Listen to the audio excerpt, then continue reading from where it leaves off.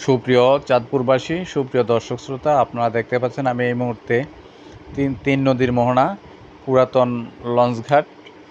আপনারা দেখতে থাকুন। ইলিশের বাড়ির ইলিশের বাজারে ঢুকলাম। আপনারা দেখতে পাচ্ছেন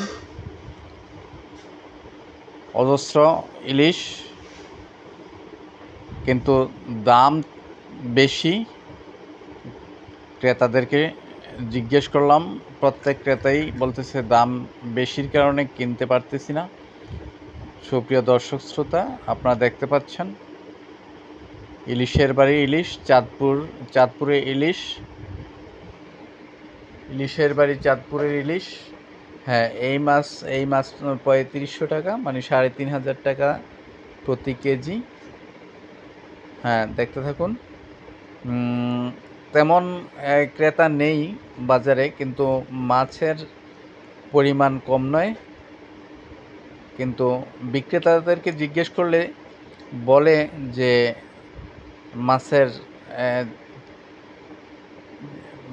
পরিমাণ কম হওয়ায় দাম বেশি।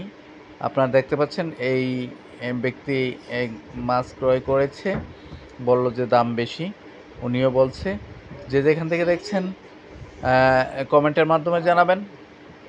আর ভিডিওটি ভালো লাগলে বেশি বেশি লাইক, কমেন্ট ও শেয়ার করবেন। ধন্যবাদ। আমি দৈনিক মুক্তি লড়াই পত্রিকার পক্ষ থেকে আপনাদেরকে অভিনন্দন ও শুভেচ্ছা।